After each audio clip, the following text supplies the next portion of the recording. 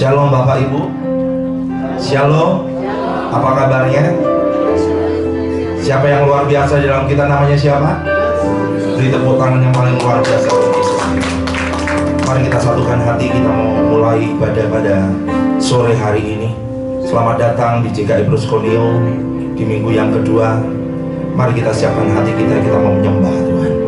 Bapak, terima kasih, kami mengucap syukur atas kasih setiamu, penyertaanmu dari pagi sampai hari ini. Kami datang di tempat ini karena satu tujuan, Tuhan. Kami ingin menyenangkan hati, mulai pujian dan penyembahan yang kami naikkan. Biarlah Tuhan, kami percaya dalam hadirat-Mu ada kemenangan. Di dalam hadirat-Mu ada lawatanmu. Di dalam hadirat-Mu ada pemulihan. Di dalam hadirat-Mu ada mujizat itu terjadi dalam setiap kehidupan kami. Yang sakit boleh menerima kesembuhan, yang terikat boleh menerima kelegaan, kelepasan yang luar biasa di dalam setiap kehidupan kami. Tuhan, ini ibadah-Mu, ini acara-Mu. Kau yang memegang kendali ibadah ini dari awal, pertengahan sampai akhirnya. Kami berjanji hanya Kau yang dimuliakan, hanya Kau yang ditinggikan, hanya Yesus Kristus yang menerima segala pujian, hormat dan keagungan daripada kami.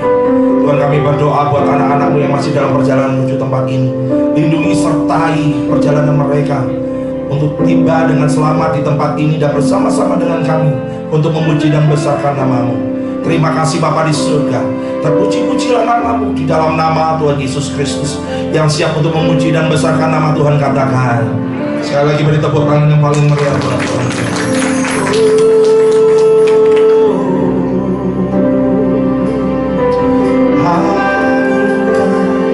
Mari sama-sama.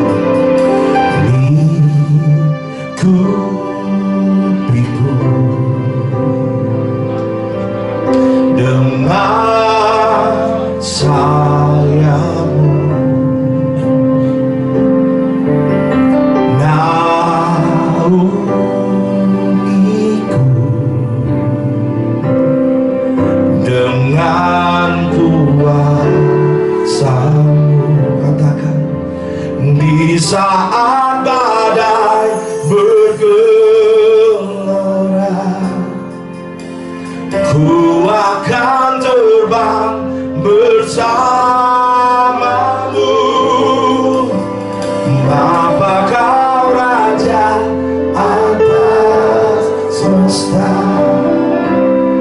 ku tenang sebab Kau Allahku.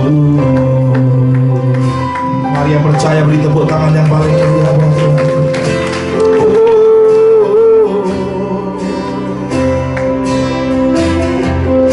Mari sama-sama kanan. Jiwaku tenang dalam Kristus.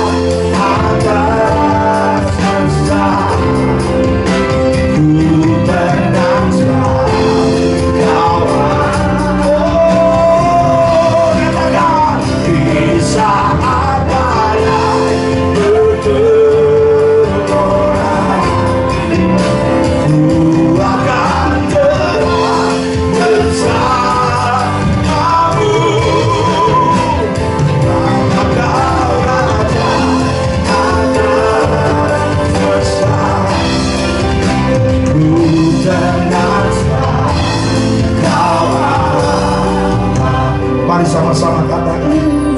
Di saat badai,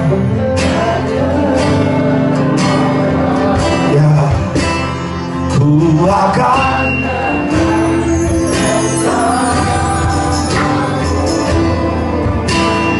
Bapa kau Raja. Tenang, ku tenang.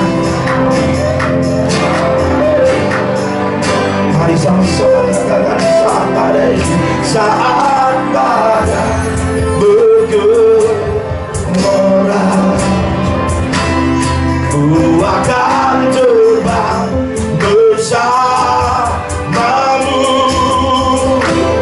Bapa kau Raja atas besar, ku tenang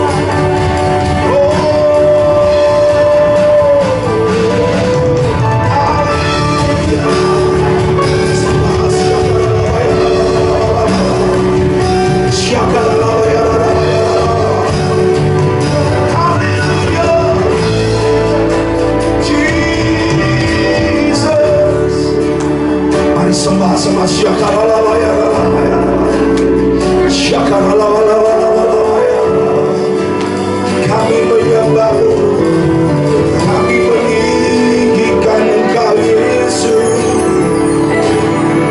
Mari saudara, bangun manusia dan saudari, angkat suaramu, sembah Tuhan.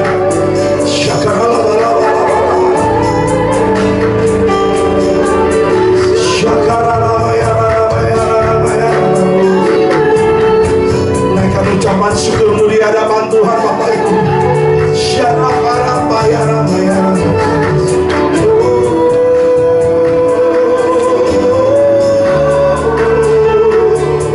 Kami menyembahmu, kami meninggikan Engkau Yesus.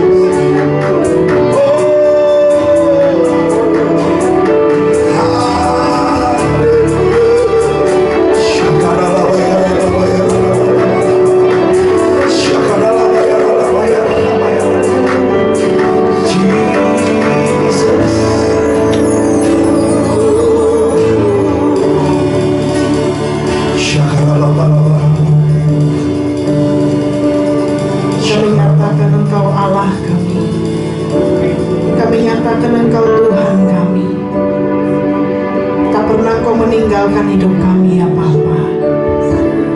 kami mendengar doa kami.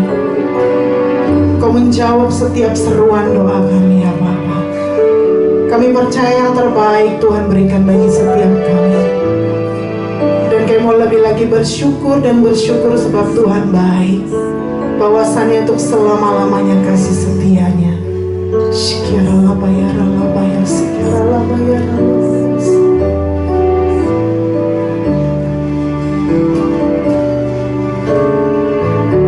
Tak selalu Tuhan menjawab doa, namun Dia beri yang terbaik di waktu yang tepat. Izinkanlah Tuhan untuk bekerja, yang mustahil menjadi mungkin oleh karena percaya. Yesus mendengar lebih dari yang kudoakan. Yesus menjawab lebih dari yang kuharapkan. Dan rencanakan di waktu yang tepat. Bukan melihat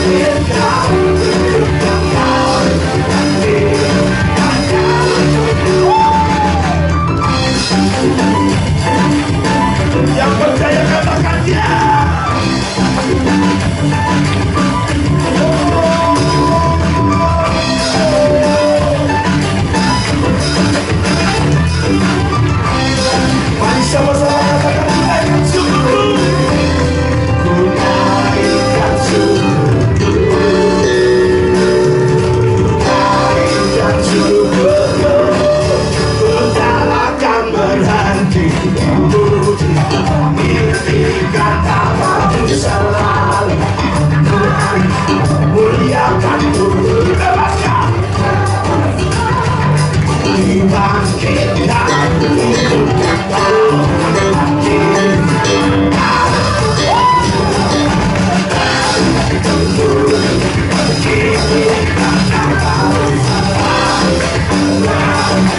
muliakan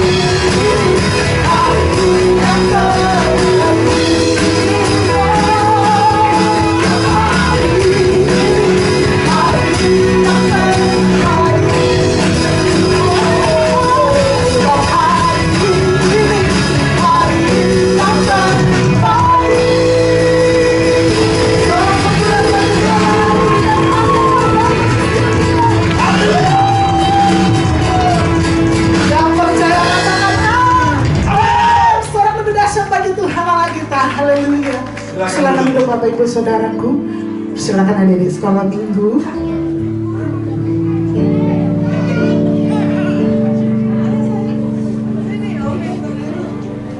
Kita akan doakan anak-anak kita. Kita akan arahkan tangan kita kepada mereka. Terima kasih Bapak yang baik. Sore ini Tuhan, anak-anakmu berkumpul di tempat ini. Engkau akan memberkati mereka menjadi anak-anak yang luar biasa. Engkau berikan roh pewahyuan, hikmat, marifat, kepandaian yang lebih. Tuhan, Engkau berikan kekuatan. Tuhan, berikan roh takut dan taat akan Engkau.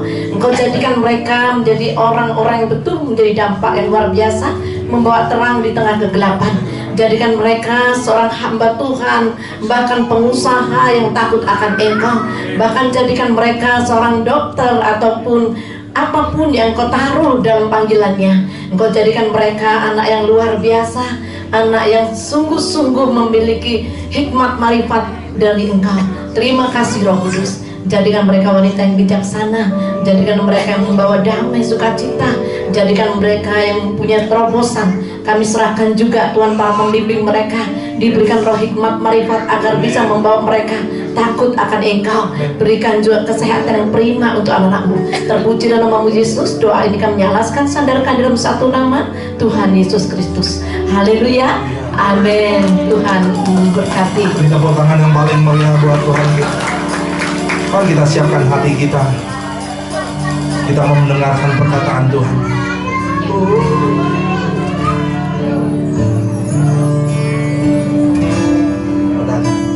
Tuhan, sungguh ku bersyukur Kau menyertai hidupku selama ini. Bapa, ku berterima kasih untuk kasih setiamu yang tak pernah berakhir.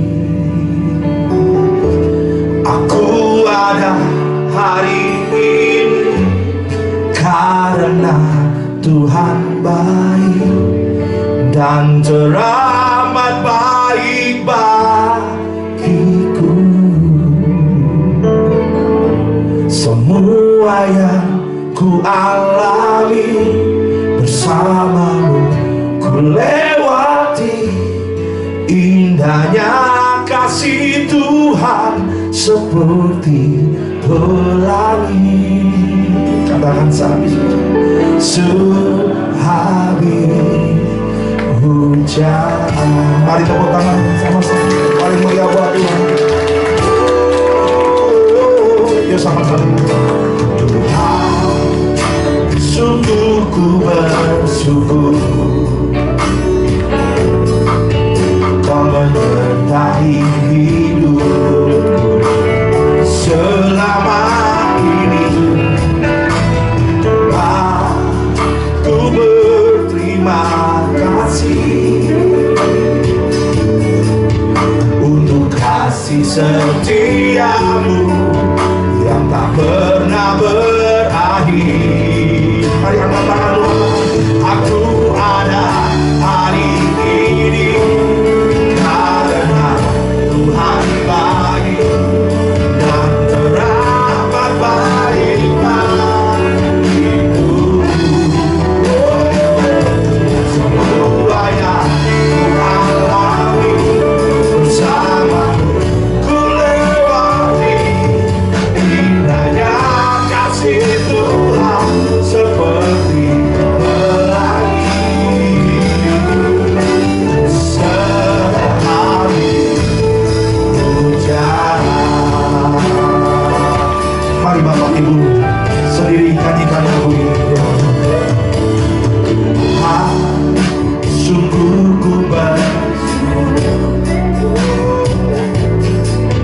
Kau menyertai selama ini. Oh Bapa, untuk kasih setiamu, untuk kasih setiamu yang tak pernah berakhir. Sekali lagi yuk katakan sama-sama. Sungguh ku bersyukur, Amin. Kau menyertai hidup selama ini. Aku berterima kasih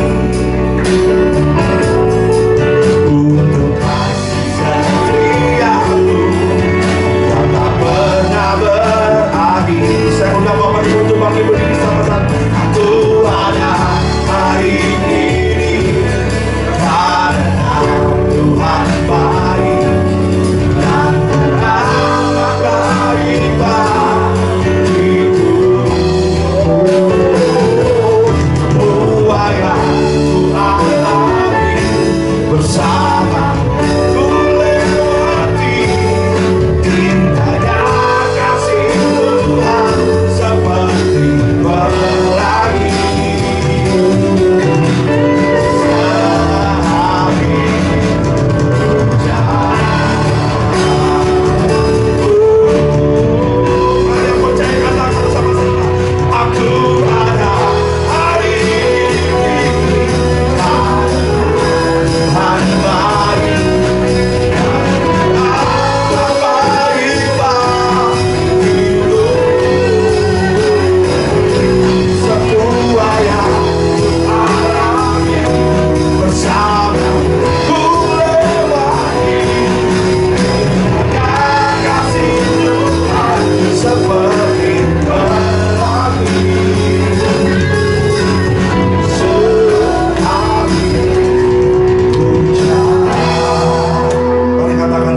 Sama-sama pada sore hari katakan aku ada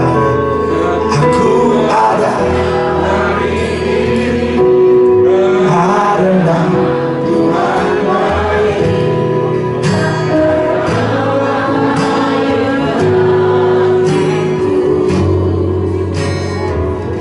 semua yang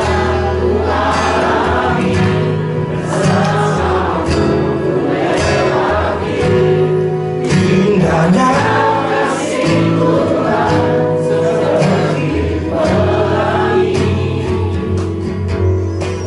sehari hujan.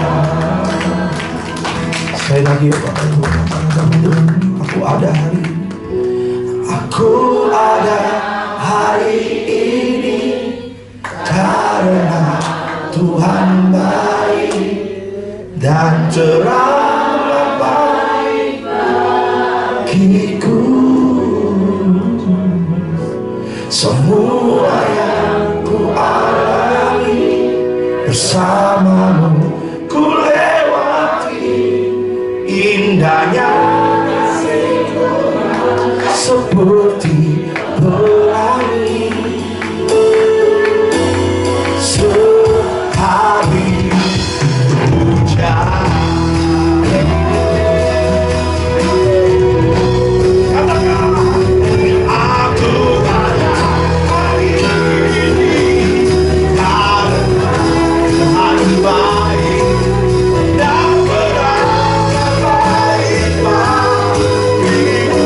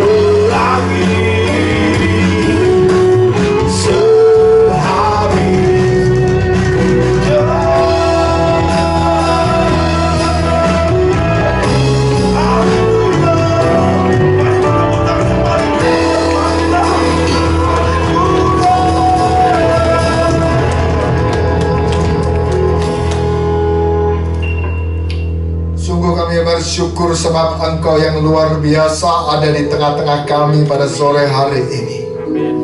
Sungguh kami tahu, kami melihat betapa Engkau agung dan dahsyat, sehingga kami memuji-muji Engkau dengan sekuat tenaga kami, dengan segenap kekuatan kami, segenap hikmat yang ada pada kami. Kami percaya Tuhan Yesus, Engkau yang baik buat kami, selama-lamanya berbuat kebaikan dalam segala rancangan atas kehidupan kami ke depan. Terima kasih Tuhan Yesus, terima kasih. Ini kami serahkan diri kami dalam tangan kuasa-Mu. Kiranya roh hikmat dan pewahyuan turun buat setiap kami pribadi demi pribadi, sehingga kami mengerti dengan sungguh Tuhan sedang berbicara sesuatu yang penting buat setiap kami. Terima kasih Tuhan Yesus, terima kasih. Di dalam nama Yesus kami berdoa dan kami mengucap syukur. Haleluya. Bersama-sama katakan amin. Tepuk tangan buat Tuhan Yesus. Haleluya.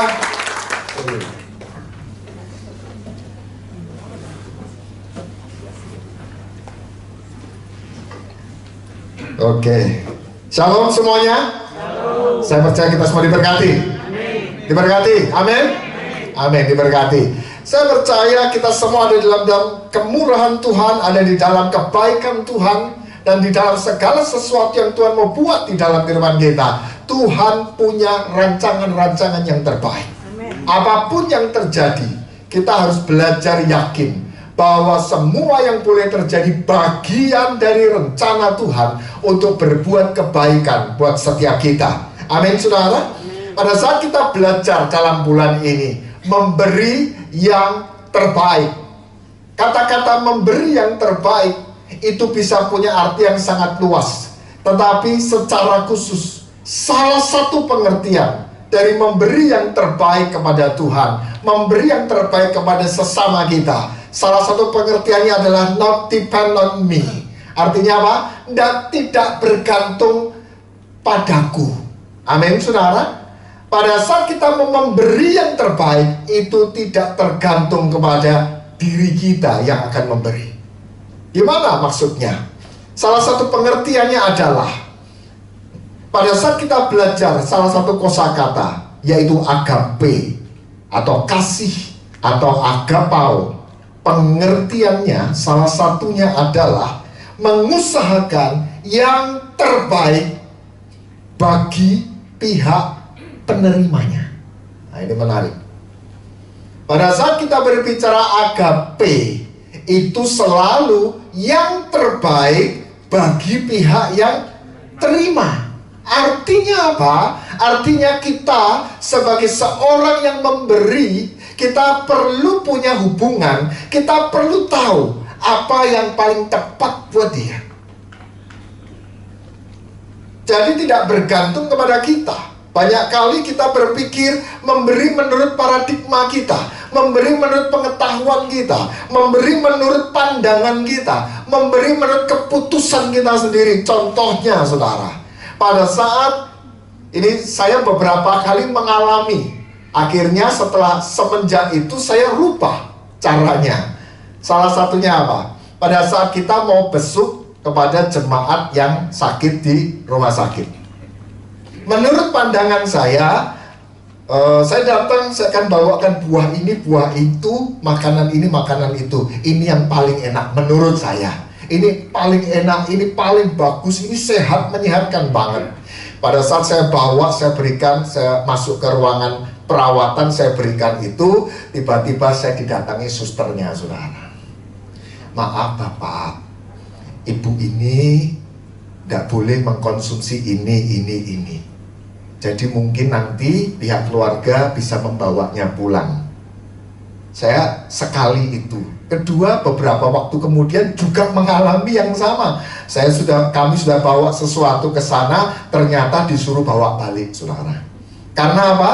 Ternyata itu adalah makanan-makanan pantangan buat sang penderita.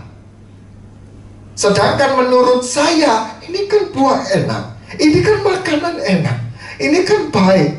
Kalau dimakan dengan sukacita, wah itu nanti akan membawa kebaikan buat orang yang sakit. Bayangan saya seperti itu.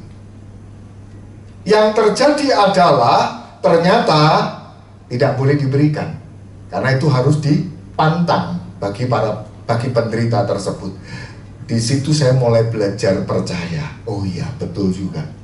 Alangkah baiknya pada saat kita mau memberikan sesuatu, saya tanya kepada anaknya, saya tanya kepada suaminya atau pada istrinya, sakitnya apa yang nggak boleh dimakan.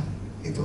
Jadi pada saat datang sudah membawa makanan yang tepat, membawa buah tangan yang tepat. Amin, saudara. Nah, itu sebenarnya ternyata salah satu pengertian agape itu adalah memberi, mengusahakan memberi yang terbaik bagi penerima. Itu yang luar biasa. Nah, pada saat beberapa tahun ini, jadi jalan 4 tahun ini, puji Tuhan, Tuhan itu baik, memberi kesempatan kepada kami untuk membuka usaha apotek di Semarang.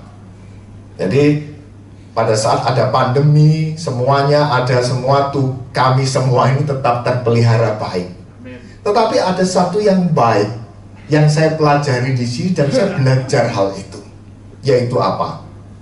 Seringkali ada pasien datang sudah langsung datang, Pak mau beli obat ini. Oh ya, oke. Beberapa kali saya selalu menanyakan, Bapak ini buat siapa? Buat saya. Loh Bapak, gejalanya apa? Saya mengalaminya tuh ini. Kalau gitu Pak, lebih tepat obat yang lain, bukan ini Pak, karena itu akan lebih langsung ada efeknya buat Bapak. Saya kira-kira akan ngomong seperti itu. Jadi kadang-kadang jujur saudara, kadang-kadang jujur. Kalau menurut pandangan saya, menurut perhitungan ekonomi saya, pada saat dia meminta satu nama obat, beberapa obat tertentu, obat itu mahal, obat itu memang bagus banget gitu kan, vitaminnya bagus banget saudara, dan memang agak mahal gitu kan. Kadang-kadang ya seneng juga ada orang beli barang yang mahal, betul ya saudara ya. Berarti profit saya lebih banyak. Tetapi itu bukan yang terbaik buat dia, betul saudara. Bisa jadi dia minum itu nggak malah tambah sembuh saudara. Jadi persoalan yang baru mungkin. Tetapi pada saat saya tanyakan kepada dia, untuk siapa, gejalanya apa, lalu kita berikan obat yang lebih tepat. Mungkin memang jauh lebih murah, tetapi itu lebih tepat, memberikan kepuasan kepada pasien. Kira-kira seperti itu. Kalau kita mau jujur saudara, agape itu artinya kira-kira seperti itu. Mengusahakan yang terbaik bagi pihak penerimanya. Saudara yang kasih dalam Tuhan Yesus, kenapa kita perlu memberi yang terbaik? Yang terbaik mungkin bukan yang paling mahal. Yang terbaik mungkin bukan yang paling mewah. Tetapi yang terbaik akan membawa kebaikan buat banyak orang. Amin saudara. Nah, persoalannya adalah seringkali kita ini terhalang untuk memberikan yang terbaik. Kita terhalang untuk memberikan yang terbaik dikarenakan apa? Ada sesuatu yang kurang baik di dalam kita, yang mungkin masing-masing ada di dalam kita, yang akhirnya menghalangi kita berbuat sesuatu yang bermanfaat, menghalangi kita berbuat sesuatu yang baik. Salah satu contohnya, Heinrich Himmler. Dia salah satu komandan pasukan SS-nya Adolf Hitler. Dia salah satu pengawas, dia salah satu komandan yang melakukan Jewish Holocaust di Eropa, di daratan Eropa, yang melakukan penghapusan etnis Yahudi di seluruh Jerman dan beberapa negara di Eropa. Dia pelaksana di lapangan. Yang mati di tangan dia orang-orang Yahudi sudah jutaan orang. Nah, ternyata saudara, dulu sebelum dia bergabung dengan tentara pasukan Hitler, dia ini pernah punya cita-cita jadi petani yang handal, menjadi petani yang hebat. Oleh karena itu dia sekolahnya pun sekolah pertanian. Tetapi karena dia masuk di dalam bergabung dengan pasukan dari Hitler, yang terjadi adalah itu memunculkan sisi monster di dalam dirinya, saudara. Dia menjadi kejam, dia menjadi jahat, dia menjadi seperti itu. Lalu yang menarik lagi, Hitler itu sendiri, dia nggak pernah bercita-cita menjadi seperti yang dia alami. Cita-citanya dia adalah menjadi seniman panggung atau artis. Itu yang dicita-citakan oleh Hitler. Tetapi karena keadaan Jerman pada saat itu lebih menyuburkan jiwa penghancur dari Hitler untuk dia menjadi monster yang berbahaya untuk orang-orang Yahudi pada saat itu. Jadi apa yang terjadi, saudara? Kadang-kadang di dalam setiap kita ini ada sesuatu yang kurang baik. Kalau di dalam bahasa Alkitab seringkali dipakai kosakatanya adalah iniquity, kecenderungan berdosa. Nah, kecenderungan berdosa ini atau salah satu monster di dalam kita ini seringkali nggak muncul ke permukaan langsung gamblang menunjukkan diri, enggak, saudara. Tetapi pada saat kita salah masuk dalam pergaulan tertentu, akhirnya itu mengubah manusia itu. Salah satunya lagi, pada saat beberapa tahun ini kita mengalami pandemi COVID, itu mengubah banyak situasi, mengubah banyak orang. Menarik, saudara. Mengubah banyak orang. Pada saat orang mulai terbiasa dengan situasi isolasi mandiri, sendiri, lalu diobati tersendiri, seperti itu, memunculkan salah satu monster di dalam manusia, yaitu apa? Selfishness atau keegoisan.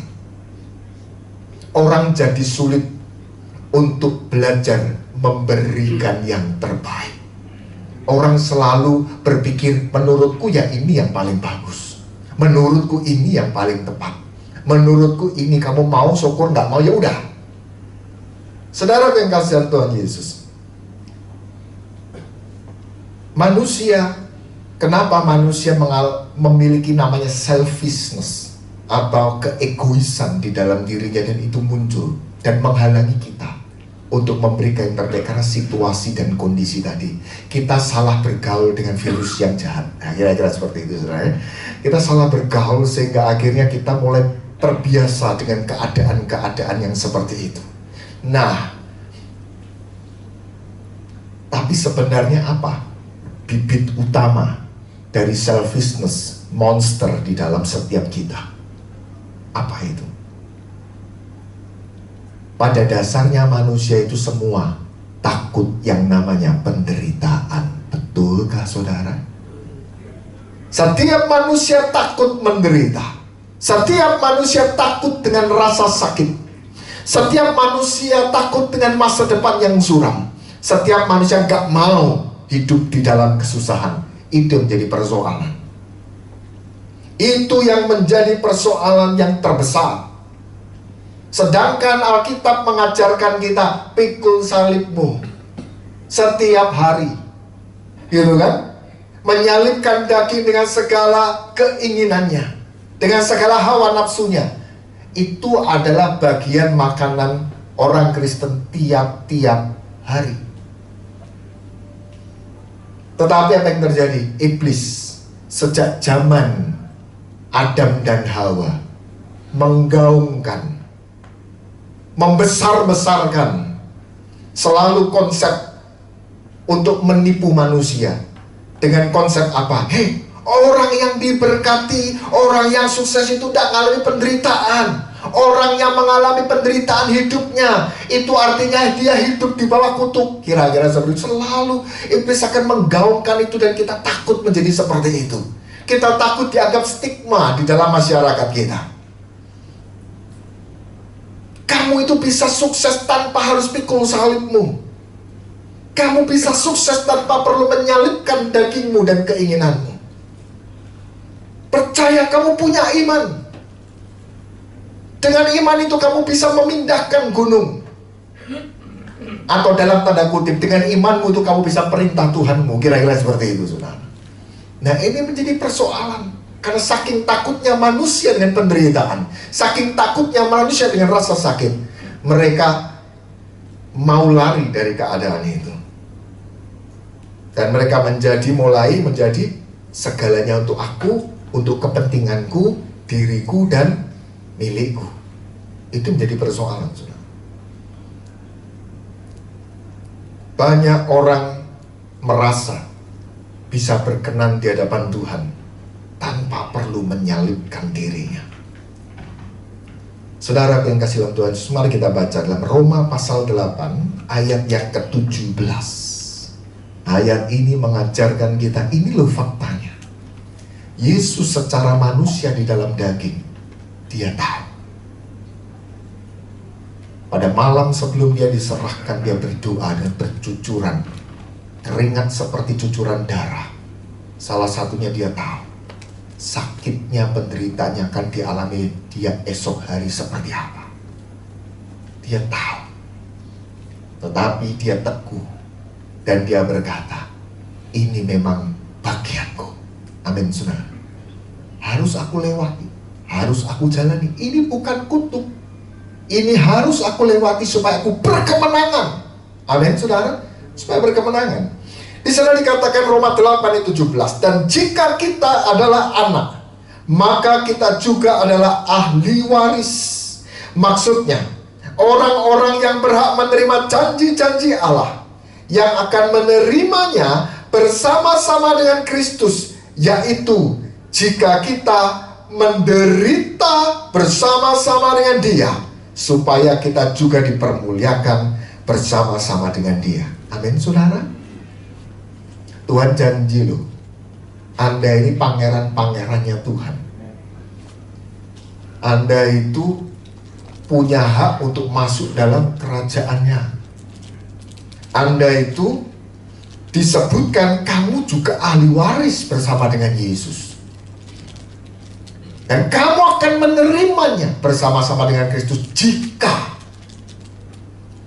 kita ikut menderita bersama-sama dengan Dia. Karena orang takut menderita, orang mulai bertoleransi. Karena orang mulai takut menderita, orang mulai melanggar perbuatan dengan perbuatan-perbuatan dosa. Itu menjadi persoalan manusia. Karena orang takut menderita, orang mulai melukai satu dengan yang lain. Karena mereka takut menderita, takut kekurangan, mereka berhenti memberikan yang terbaik pada Tuhan. Itu persoalan manusia. Padahal Tuhan ngomong, kalau kamu ikut menderita bersama Kristus, kamu dapat semua warisan ini. Amin. Tapi kalau kita tidak pernah mau menderita, persoalan terbesar dimulai di situ. Firman Tuhan Rasul Paulus secara khusus pada saat dia mengajarkan tentang buah-buah roh. Ada 9 buah roh, dia blow up semua. Dia ceritakan kepada muridnya. Dia ceritakan kepada jemaat di Galatia. Beberapa ayat, 2 ayat setelahnya, dia menjelaskan. Galatia pasal 5 ayat yang ke-24. Di sana dikatakan bahwa setelah Paulus mengajarkan tentang buah-buah roh, dia mengajarkan hal ini. Ayat 24, barang siapa menjadi milik Kristus, ia telah menyalibkan daging dengan segala hawa nafsu dan keinginannya. Amin, saudara. Pikul salib. Tujuannya salib Anda pikul untuk apa? Barang siapa hendak menjadi muridku, dia harus pikul salibnya, sangkal dirinya, dan ikut aku. Betul, saudara?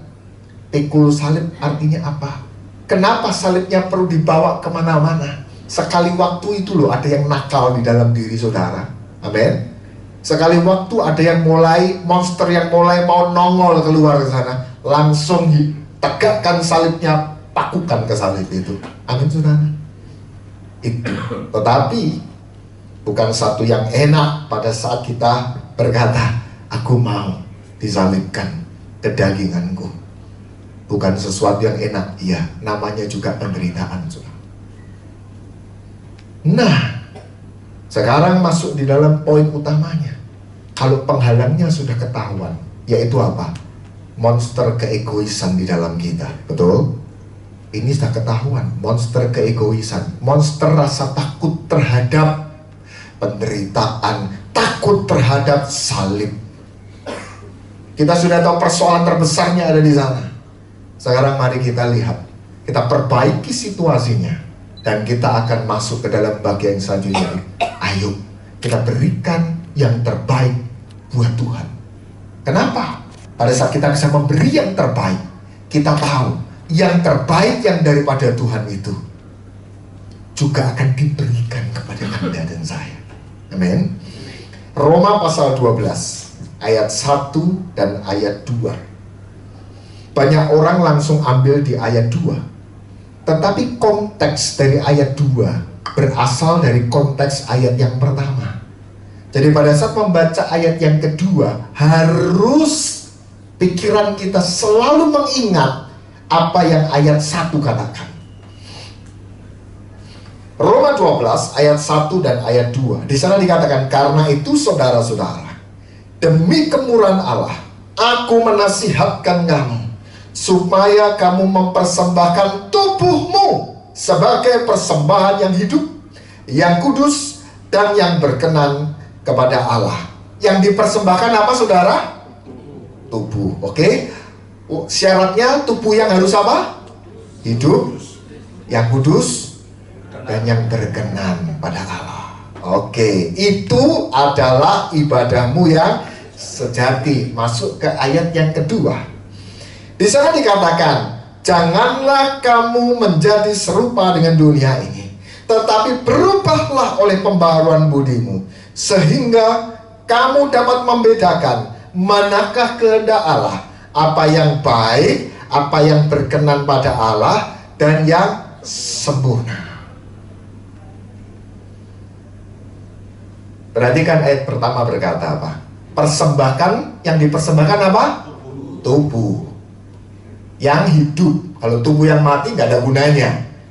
Selama kita masih hidup, umurku masih ada waktu dari Tuhan 80 tahun, 88 tahun, itu pun baik.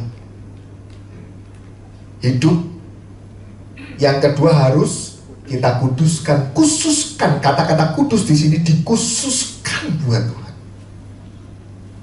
Yang kedua, yang menyenangkan Tuhan, yang berkenan pada Allah. Jadi mempersembahkan tubuh. Masuk ayat yang kedua. Saya mau tambahkan kata-kata sambung yang menunjukkan arti sesungguhnya ayat ini. Ayat 2 dikatakan, janganlah cara kamu mempersembahkan menjadi serupa dengan cara dunia ini mempersembahkan, tapi berubahlah oleh pembaharuan budimu, karena Tuhan membuat engkau semakin cerdas, semakin pandai di hadapan Tuhan. Amin. Tetapi berubahlah oleh pembaharuan budimu, sehingga saat kamu mempersembahkan tubuhmu, kamu tahu membedakan manakah kehendak Allah, apa yang baik, apa yang berkenan pada Allah, dan yang sempurna. Jadi tema kita di dalam bulan ini ada kaitan dengan ayat ini.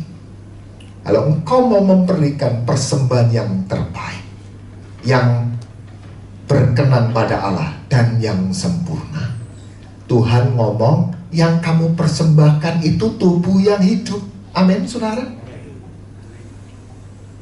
Tubuhmu yang hidup, yang berkenan kepada Allah, yang dikhususkan untuk Tuhan. Kata-kata tubuh ternyata punya pengertian salah satunya hidup. Kehidupan Anda yang dipersembahkan adalah kehidupanmu. Apa yang dipersembahkan kalau kita berkata kehidupan kita? Artinya semuanya bisa dipersembahkan untuk Tuhan. Amin. Atau dengan kata lain, totalitas. Totalitas.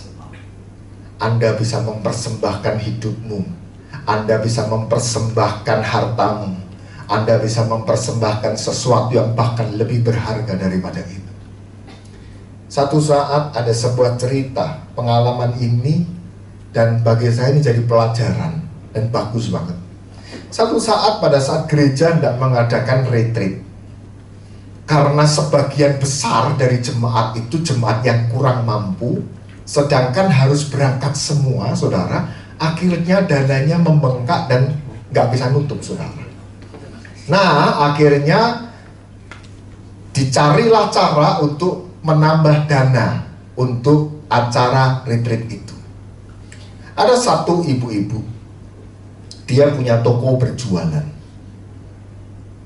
Dia ngomong, aku nggak bisa kasih banyak hari ini, tetapi aku pengen. Apa yang terjadi, saudara? Yang terjadi apa yang aku punya keterampilan, aku punya ini, aku punya itu, gitu kan? Oke. Dia jualan barang-barang ekstra tambahan. Bisa ini, bisa itu, dia ambil ini, dia bisa ini, bisa itu, dia taruh di tokonya semua. Dan dia ngomong, semua hasil keuntungan dari jualan barang yang ini, itu jadi sumbangan untuk acara retreat di gereja. Yang kita tahu ini orang biasa-biasa. Dan dia ngomong, aku nggak bisa ya nanti, bahkan untuk biaya retreatnya dia pun, dia nggak bisa langsung cash satu keluarga.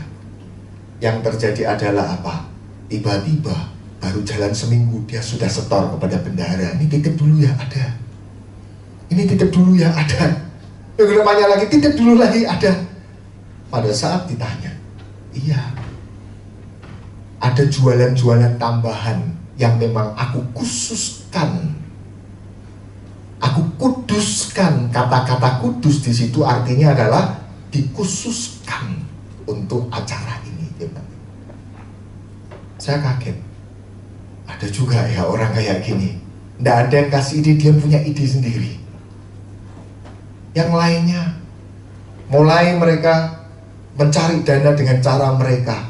Bukan untuk apa? Bukan untuk menutupi kebutuhan acara retreatnya dia sekeluarga, enggak. Tetapi memang untuk saling menutupi satu dengan yang lain. Ya cari dana dari sana ke sini dan macam-macam. Dia minta kepada sekretariat, tolong buatkan saya tanda terima. Lu untuk apa? Saya cari dana, nanti tanda terimanya tolong ditandatangani, dia bilang. Dia cari dana ke sana kemari dan dapat dana untuk dimasukkan. Saudara yang kasih dalam Tuhan Yesus,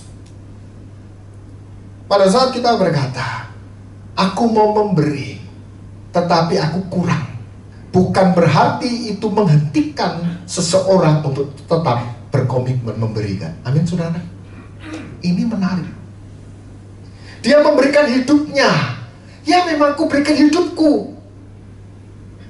Oleh karena itu, seluruh idenya, seluruh prakarsanya dia pakai untuk kemuliaan Tuhan. Itu luar biasa. Saya ingat khotbah dari Ibu Susi kemarin pada saat dia ngomong, uang itu ada di mana-mana, bisa didapatkan di sana sini. Kalau Tuhan mau langsung bisa dapat. Iya, betul. Itu terjadi, saudara. Apa yang diceritakan itu langsung mengingatkan saya kepada cerita ini. Iya, betul sekali. Nggak ngerti ibu ini setelah selesai acara retreat masih jualan barang itu atau enggak, saya nggak pernah tahu. Tetapi yang terjadi adalah apa? Tuhan selalu punya cara. Kalau engkau mau, amin, saudara. Jangan berkata nggak mau, jangan berkata nggak bisa. Pada saat kau mau, Tuhan akan berikan cara terbaik untuk semua itu terbuka satu demi satu, dan terus itu menjadi kenyataan. Pada saat kau mulai berani berkata, mempersembahkan tubuh. Kalau engkau mempersembahkan tubuhmu, engkau nggak akan hitung-hitungan dengan barang lainnya. Amin, saudara. Tubuhmu yang dipersembahkan. Kalaupun kau berkata, bener Pak, saya nggak punya apa-apa, tapi saya mau masuk dalam tim perlengkapan, saya bantu apapun juga. Itu pun juga tubuh kita. Ayat 2 ini ngomong, janganlah caramu mempersembahkan menjadi serupa dengan cara dunia mempersembahkan sesuatu. Jangan serupa. Dunia berkata caranya harus begini, harus begini, harus begini. Kadang-kadang kita harus bertanya sama Tuhan, Tuhan apa yang terbaik? Tuhan, aku mau memberi kepada Engkau. Ajari aku memberi yang terbaik, yang pas dengan kesenanganmu. Amin, saudara. Saya percaya hikmat Allah bisa ditambahkan sewaktu-waktu di dalam kehidupan Anda. Amin. Itu yang luar biasa. Dikatakan, tetapi berubahlah oleh pembaharuan budimu. Itu adalah apa? Hikmat Allah itu tadi. Sehingga saat kamu mempersembahkan, kamu bisa membedakan mana yang baik, mana yang berkenan pada Allah, dan mana yang sempurna. Yang pertama berarti mempersembahkan tubuh atau mempersembahkan diri kita sendiri harus totalitas. Kita memberikan sesuatu tanpa dedikasi, tanpa totalitas, nggak ada artinya. Yang kedua tadi dikatakan mempersembahkan harus menurut kehendak Allah. Dikatakan kamu pada saat kamu mempersembahkan, kamu bisa membedakan yang mana yang baik, mana kehendak Allah. Amin. Kamu harus bisa membedakan mana kehendak Allah. Banyak orang, saudara, pada saat zamannya para rasul, zamannya orang-orang Farisi, Saduki, zamannya Saulus sebelum berubah menjadi Paulus. Saulus sebelum bertobat namanya Saulus itu. Saulus salah satu komandan untuk membunuh orang-orang Kristen. Salah satunya yang jadi korbannya Saulus adalah Stefanus. Nah, sebelumnya Yesus pernah ngomong sama murid-muridnya, kamu akan dikucilkan, bahkan akan datang waktunya bahwa setiap orang membunuh kamu, bahwa setiap orang yang membunuh kamu, mereka menyangka bahwa ia berbuat bakti kepada Allah. Mereka akan berbuat demikian karena mereka tidak mengenal baik Bapa maupun aku. Amin. Saulus membunuh dan dia mempersembahkan itu kepada Allahnya sebagai ini baktiku Tuhan. Apa yang kamu baktikan? Aku bunuh orang Kristen. Ada berapa banyak orang Kristen yang sudah dibunuh, yang sudah mati, yang dikejar-kejar di zaman para rasul. Dan mereka berpikir mereka sedang mempersembahkan yang terbaik pada Allah mereka. Yesus ngomong, itulah namanya orang gak kenal aku. Amin. Sedangkan Anda dan saya, kita di tempat ini, kita kenal Dia. Boleh nggak tanya sama Tuhan, Tuhan, aku mau kasih apa paling pas? Boleh nggak tanya? Boleh. Kalau nggak dengar Tuhan ngomong, datang kepada Ibu Gembala, apa yang bisa saya bantu? Saya punya uangnya cuma segini, misalkan seperti itu. Tanya kepada pengerja yang lain, yang di sini kurang, yang bisa diberikan tenaga saya apa? Misalkan itu. Berikan yang terbaik. Tanya. Itu artinya kamu punya hubungan. Amin, saudara, punya hubungan. Saulus tidak punya hubungan dengan Allah yang benar. Oleh karena itu pada saat dia bunuh Stefanus, dia persembahkan ini loh, darah orang pengkhianat, itu kan saudara. Tuhan ngomong, kamu itu ngawur, itu kan. Karena apa? Salah. Tidak tepat seperti yang dibutuhkan sang penerima. Betul nggak saudara? Sekali lagi, pada saat kita mengacu kepada konsep memberi, kita masuk ke bagian yang pertama. Apa sih alasannya kamu memberikan sesuatu yang terbaik? Yang pertama alasannya adalah karena agapao, karena kasih kepada Allah dan manusia. 2 Korintus 8 ayat 1 sampai ayat yang kelima. Kenapa kita memberikan persembahan yang terbaik? Kenapa kita memberi yang terbaik? 2 Korintus 8 ayat 1 sampai 5. Di sana dikatakan, saudara-saudara, kami hendak memberitahukan kepada kamu tentang kasih karunia yang dianugerahkan kepada jemaat-jemaat di Makedonia.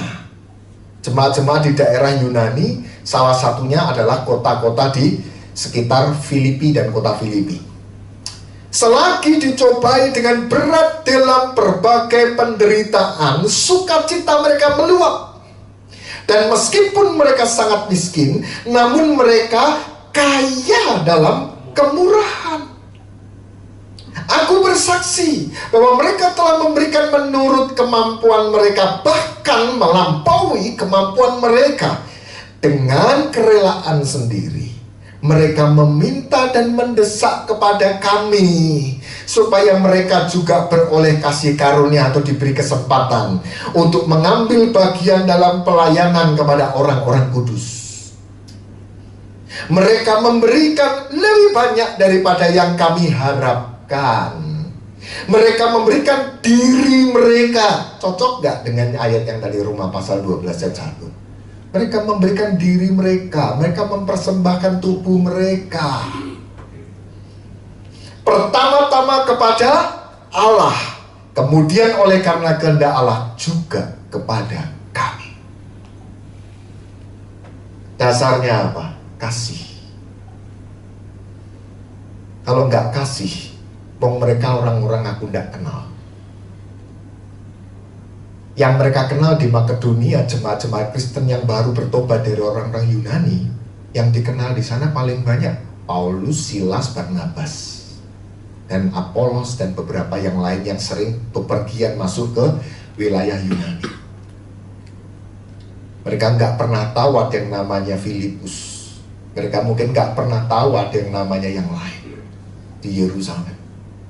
Tetapi orang-orang para rasul di Yerusalem, mereka semua juga pergi memberitakan Injil, mengunjungi jemaat-jemaat di kota-kota mereka. Seringkali bahkan dikatakan Petrus, Paulus, mereka pergi mengunjungi jemaat-jemaat dengan biaya mereka sendiri. Tetapi seringkali perjalanan itu terhambat karena terjadi tiba-tiba di tengah perjalanan ada yang kurang. Oleh karena itu jemaat di Makedonia pada saat mereka tahu, oh ada yang kayak gitu, mereka mendesak kepada kami, mendesak kepada Paulus dan Barnabas. Mereka mendesak kepada kami supaya mereka juga diberikan kasih karunia untuk ambil bagian dalam pelayanan kasih kepada orang-orang kudus.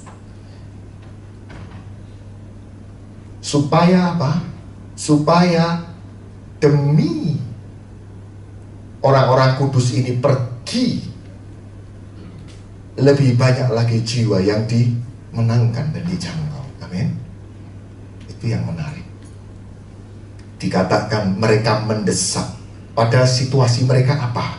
Selagi dicobai dengan berat dalam pelbagai penderitaan. Mereka bukan orang-orang yang takut menderita. Amin. Monster selfishness di dalam dia sudah rontok, mati saudara. Namun mereka kaya dengan kemurahan, atau di dalam terjemahan lain keinginan untuk tetap memberi. Walaupun kecepit mengalami penderitaan, meskipun dikatakan mereka sangat miskin di dalam ayat yang kedua, namun mereka kaya dalam kemurahan, namun mereka punya keinginan tetap memberi. Dengan kerelaan mereka, mereka meminta dan mendesak. Yang menarik disebutkan dalam kesimpulannya, yaitu adalah apa? Akhirnya ternyata setelah dikumpulkan, mereka memberi lebih banyak daripada yang kami harapkan. Mereka memberi diri mereka. Nah, ini menarik. Mereka yang mungkin nggak bisa memberikan dana, makanan, dikatakan mereka memberikan diri mereka. Pertama-tama kepada Allah, kemudian oleh kehendak Allah, juga kepada kami. Ini hebatnya. Saudara kasihan Tuhan Yesus, tidak mungkin ini terjadi kalau bukan karena kasih agape. Amin.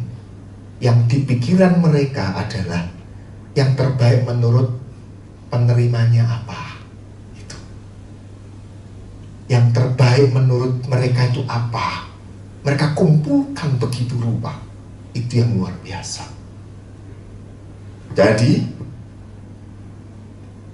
apa alasan orang itu memberi yang terbaik? Karena agape. Amin. Karena kasih kepada Allah dan kepada sesamanya. Amin. Yang kedua, kenapa orang memberikan persembahan yang terbaik? Karena kerendahan hati. Karena kerendahan hati. Ayatnya di mana? Filipi pasal 1 ayat yang keempat. Filipi pasal 1 ayat yang ke-1 sampai ayat yang ke-4. Filipi pasal 2 ayat 1 sampai 4. Filipi pasal 2 ayat 1 sampai 4. Jadi Karena dalam Kristus ada nasihat, ada penghiburan kasih, ada persekutuan roh, ada kasih mesra dan belas kasihan. Karena itu, sempurnakanlah sukacitaku dengan ini. Hendaklah kamu sehati sepikir dalam satu kasih, satu jiwa dan satu tujuan, dengan tidak mencari kepentingan diri sendiri atau pujian yang sia-sia. Sebaliknya, hendaklah dengan rendah hati yang seorang menganggap yang lain lebih utama daripada dirinya sendiri. Amin. Rendah hati, dengan rendah hati yang seorang menganggap orang lain lebih utama dari dirinya sendiri. Ayat yang keempat, dan janganlah tiap-tiap orang hanya memperhatikan kepentingannya sendiri, rasa takutnya sendiri, keegoisannya sendiri, takutnya akan penderitaannya sendiri, tetapi juga memperhatikan kepentingan orang lain juga. Amin. Ini yang pertama, kenapa kamu memberi yang terbaik? Karena kamu mengasihi Allah dan manusia. Yang kedua, kenapa kamu memberi yang terbaik? Belajar kerendahan hati. Amin. Belajar menganggap orang lain lebih penting dari aku. Dalam 1-2 kasus, seringkali saudara pasti mengalami, pada saat berseteru dengan seseorang, Anda selalu berpikir, aku ini loh Pak, lebih benar Pak dari dia. Dalam kasus ini dia yang salah Pak. Akhirnya membesar. Kalau mau diterus-teruskan bisa sampai ke tingkat yang ranah yang lebih tinggi. Buntut-buntutnya apa? Memalukan. Betul saudara? Tapi kalaupun dia berkata, aku betul, dia yang salah, tapi oke lah, aku mau belajar kerendahan hati. Aku mau menganggap dia lebih penting dari aku. Aku mau menganggap dia lebih utama dari diriku. Coba kalau semua orang punya pikiran gitu, ada orang gegeran enggak saudara? Gak ada loh saudara. Mau orang yang jahat sekalipun, kalau mereka mau belajar rendah hati, gak ada yang gegeran belas satu-satu. Gak ada. Semua berpikir dia lebih utama dari diriku. Dan janganlah seseorang yang memperhatikan kepentingannya diri sendiri, rasa takutnya sendiri, rasa penderitaannya sendiri, dia takut. Akhirnya orang lain dikorbankan. Enggak gitu saudara. Dikatakan jangan perhatikan kepentinganmu sendiri, tetapi perhatikan kepentingan orang lain juga. Itu artinya kerendahan hati. Anda boleh buka di seluruh Alkitab. Ada enggak definisi kerendahan hati? Enggak ada. Ditemukan hanya di ayat ini, ayat 3 dan 4. Dengan rendah hati yang seorang menganggap yang lain lebih utama dari dirinya sendiri. Aduh, jet nolongsone aku, gitu kan. Salah satu contoh saudara, pada saat kami berdiskusi, ngobrol, bincang-bincang saudara, ada satu keluarga suami dan istri ini, tiba-tiba muncul satu statement pernyataan dari sang istri. Sang istri ini berkata, pada saat ditanya, kamu bisa submit sama suamimu begitu rupa, itu luar biasa loh, gitu kan. Kamu bisa tunduk pada suamimu seperti itu, luar biasa. Lalu si istri ini menjawab, aku cuma memandang Tuhan saja, makanya aku tunduk sama dia. Dalam tanda kutip, pada saat kita mendengar kosakata seperti itu, kelihatannya benar. Betul tidak saudara? Kelihatan benar ya saudara ya? Pada saat saya mendengar itu, saya langsung ngomong, kamu tahu, itu kalimat salah total. Itu kalau kalimat saya balik lawan kata, berarti kalau dia nggak mandang Tuhan, dia akan menginjak-injak suaminya. Betul? Kira-kira kayak itu. Kerendahan hati itu nggak ada urusannya dengan Tuhan. Amin, saudara. Kerendahan hati itu urusannya dengan sesama ini loh, saudara. Tuhan yang menjadi tolok ukurnya. Artinya artinya apa? Kenapa kamu bisa submit dengan suami? Kamu bisa tunduk sama suami begitu rupa luar biasa kamu. Karena aku istri dan dia suami, dan suami adalah kepala istri. Alkitab ngomong, kontrolnya ada di kebenaran firman Tuhan. Alkitab ngomong, hai istri tunduk pada suamimu, makanya aku tunduk. Itu jauh lebih tepat. Amin saudara. Sebaliknya saya pernah mendengar langsung seorang suami ngomong, wah kamu gini-gini, kamu perhatian sama istrimu. Wah istrimu itu kamu hujani dengan semua yang terbaik, gini. Kamu hujani dengan semua fasilitas yang paling enak, luar biasa, hebat. Kalimatnya sama, semua ini aku lakukan demi memandang Tuhan. Langsung saya ngomong, salah omonganmu. Kamu menghujani istrimu dengan segala fasilitas dan berkat. Karena Alkitab ngomong, hai suami kasihilah istrimu. Berarti kalau kamu jauh dari Tuhan, kamu bisa acak-acak itu istrimu. Gak boleh, saya bilang seperti itu. Urusan kerendahan hati itu urusan sesama manusia. Amin saudara. Sesama manusia, gak ada kaitannya dengan Tuhan. Tetapi pada saat kamu melakukan itu, Tuhan suka dan Tuhan berkati keluarga. Amin. Demikian juga rumah tangga gereja Tuhan. Pada saat kau menganggap ada satu pekerjaan yang lebih penting, engkau akan berkata, aku tidak memperhatikan kepentinganku, tapi aku memperhatikan kepentingan yang lain. Karena kepentingan yang lain ini berdampak pada jiwa-jiwa yang lebih dari satu orang. Amin saudara. Lebih dari satu orang. Aku akan turut campur di situ, akan mempersembahkan tubuhku di situ. Karena aku menganggap pekerjaan ini lebih utama daripada diriku sendiri. Apa kamu gak takut nanti kamu kekurangan ke depan? Iblis itu akan datang dengan cara seperti itu, memunculkan rasa takut. Selfishness monster muncul di dalam manusia.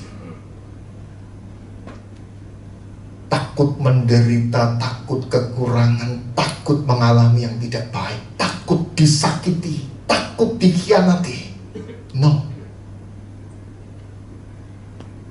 Pada saat kita berani berkata, lebih utama ini daripada diriku, semuanya karena aku mengasihi Tuhan, saya katakan, that's blessings and big blessing. Amin saudara. Itu berkat yang besar. Saudara yang kasih dalam Tuhan Yesus, hari ini kita belajar tentang hal ini, bahwa pada saat kita berkata memberi yang terbaik, not depend on me, tidak tergantung dengan keputusanku. Amin. Tetapi pada saat kau belajar mau memberi yang terbaik, itu yang terbaik bagi penerimanya. Efeknya, dampaknya yang terbaik buat penerimanya. Itu yang Tuhan inginkan. Amin saudara. Biarlah firman Tuhan pada hari ini mengubahkan pola pikir kita. Memberi yang terbaik itu nggak ada batasan waktu, bukan karena acara khusus, tetapi memberi yang terbaik itu adalah gaya hidup Kristen kita. Orang Kristen itu kalau diceritakan orang-orang di luar sana, Pak, menurut Bapak orang Kristen itu apa? Agama Kristen itu agama apa, Pak? Paling banyak mereka menjawabnya apa? Agama apa? Yang mengajarkan apa? Kasih. Sedangkan pada saat berbicara agape atau kasih, itu adalah selalu mengusahakan yang terbaik bagi penerimanya. Itulah kenapa Yesus mau naik ke salib. Karena dia tahu setelah salib ada kemuliaan yang luar biasa, sehingga dia bisa memberkati umatnya. Demikian kita. Pada saat kita naik ke salib, atau kita salibkan kedagingan kita, salibkan rasa takut kita, salibkan penderitaan kita, yang terjadi adalah apa? Hidup kita jadi berkat buat orang banyak. Ini harus menjadi lifestyle kita sebagai orang Kristen. Oke, mari tutup Alkitab saudara. Haleluya. Kita akan menyanyikan satu lagu. Saya butuh bantuannya betul. Saya nggak hafal satu persatu kosakatanya, saya hanya hafal di refrainnya. Goodness of God.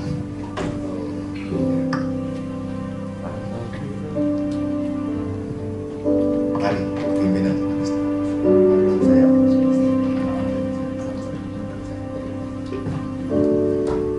Sepanjang hidupku kau setia, sepanjang hidupku kau sangat baik. Nafasku memuliakanmu, ku nyanyi kebaikanmu Tuhan. Sepanjang hidupku, sepanjang hidupku kau setia,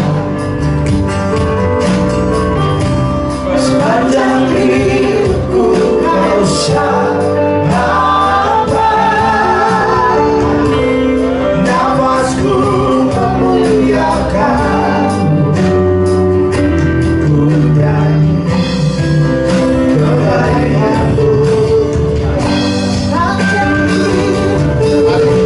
Pakai berdiri bersama-sama. hidupku kau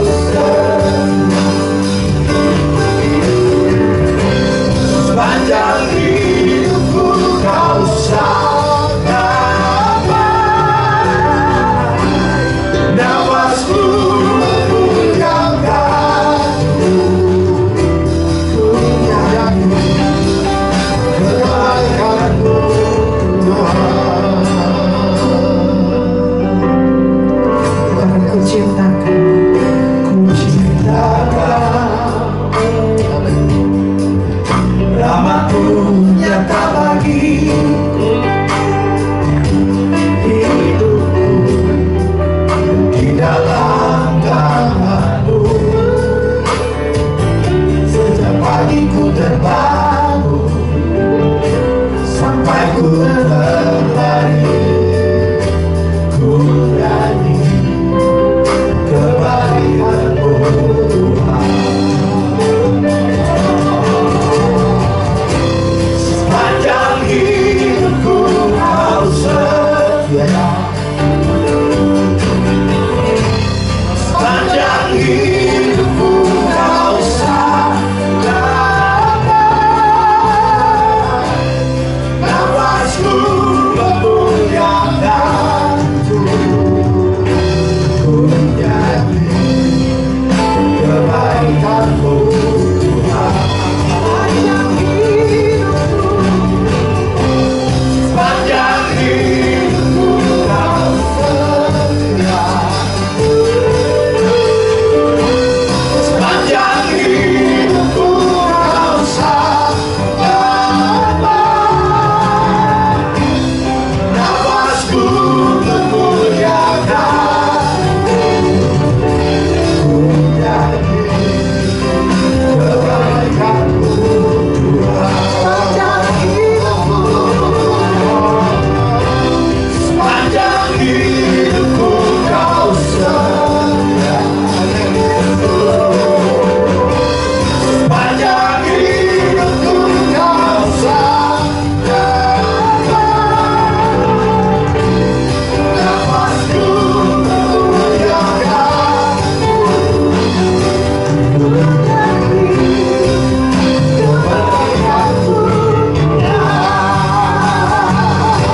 Ku nyanyi kebaikanmu Tuhan. Ku nyanyi kebaikanmu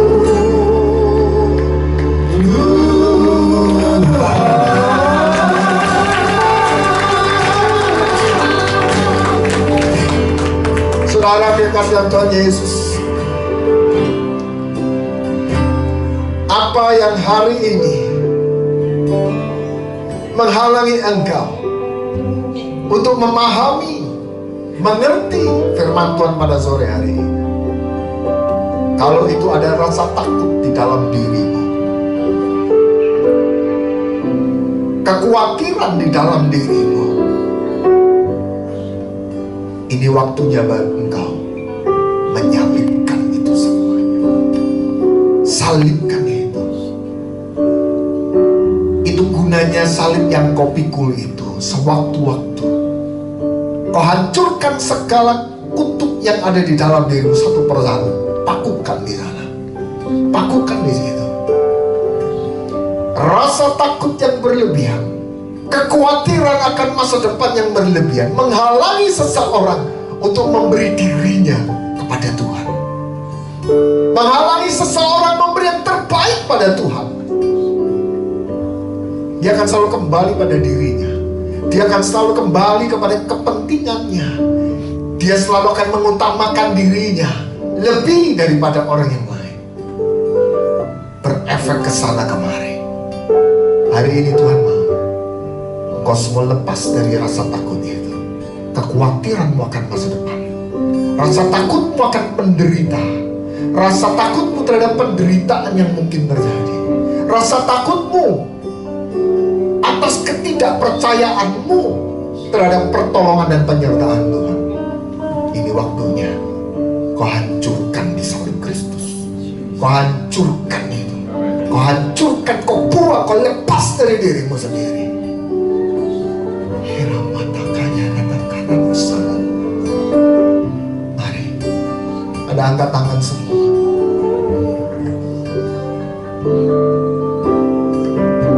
Sepanjang hidupku kau setia, Menyerah kepada Tuhan.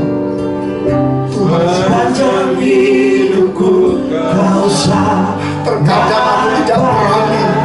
Rasa takutku berlebihan, Nafasku kekhawatiranku berlebihan. ku nyanyi kebaikan-Mu Tuhan. Sepanjang hidupku Bukankah Tuhanmu itu setia? Setiap tarikan nafasmu itu pun berkat, itu pun kemurahan Tuhan. Setiap tarikan nafasmu seharusnya mempermuliakan Tuhan. Ku yakin Tuhan, Tuhan punya yang terbaik untuk kehidupan kami ke depan. Terus yang terbaik, selalu yang terbaik. Oleh karena itu Tuhan, kami tidak akan takut. Berikan yang terbaik, yaitu tubuhku, yaitu diriku Tuhan, kehidupanku, segala yang ada padaku. Demi Tuhan dipermuliakan. Persis seperti kebutuhan Tuhan, bukan kebutuhan kami Tuhan. Persis seperti kebutuhan-Mu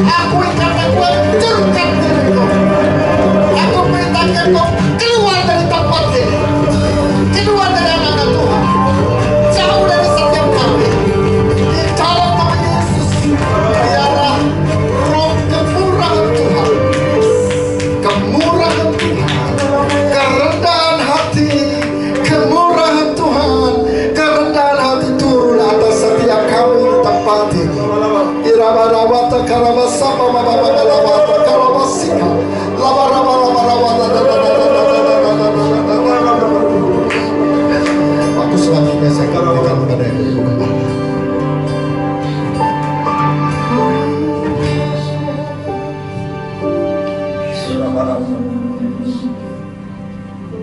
Terima kasih Bapa yang baik. Ajarkan kami memberi yang baik menurut kehendak-Mu Tuhan. Kami ingin menyenangkan hati-Mu Tuhan sesuai dengan apa yang Kau inginkan. Biarlah Tuhan, hari ini Tuhan kami belajar mengerti apa yang Kau inginkan dari kami. Kami ingin Tuhan mendengarkan apa yang menjadi kehendak-Mu. Ampuni kami Tuhan, selama ini kami ingin hanya didengar. Tapi pada sore hari ini Tuhan firman mengingatkan kami. Biarlah kami belajar untuk memberikan telinga ini Tuhan, mendengar apa yang Kau kehendaki. Selama ini kami selalu Tuhan menginginkan Engkau yang menjadi pendengar. Tapi hari ini Tuhan firman-Mu mengingatkan kami. Biarlah kami belajar Tuhan menjadi pendengar yang baik, agar kami bisa mengerti apa yang Kau kehendaki. Dan bahkan kami juga belajar menjadi pelaku-pelaku kebenaran firman-Mu. Engkau berkati Tuhan Pastor Samuel Tuhan, berkati Tuhan dengan hikmat pewahyuan yang luar biasa. Dimanapun beliau berada Tuhan, Engkau singkapkan lebih dan lebih lagi. Perlengkapi beliau Tuhan dengan kekuatan ilahi. Engkau pakai hidupnya Tuhan, semakin hari menjadi alat yang mulia di tangan-Mu. Engkau urapi lebih dan lebih lagi Tuhan, perkataan ada kuasa di dalamnya. Dan sore hari ini kami yakin percaya Tuhan, firman-Mu tidak akan pernah kembali dengan sia-sia. Akan terjadi Tuhan suatu hal yang luar biasa, teristimewa di tempat ini Tuhan. Kami mendengar firman-Mu, dan firman-Mu Tuhan terus menerus akan terngiang-ngiang dalam kehidupan kami. Dan kami akan merenungkan firman itu siang dan malam. Dan setiap kami yang merenungkan firman itu siang dan malam, kami akan mendapatkan hikmat pewahyuan dari Engkau. Terpujilah nama-Mu Yesus, terpujilah nama-Mu Yesus. Ada satu sukacita yang kami rasakan, ada satu kekuatan ilahi yang kami rasakan. Kami mengalami perjumpaan bersama dengan Engkau, dan kami rasakan kehadiran-Mu nyata pada saat ini. Terpujilah nama-Mu Yesus. Terima kasih Bapa. Dalam nama Yesus Kristus kami berdoa. Haleluya. Amin.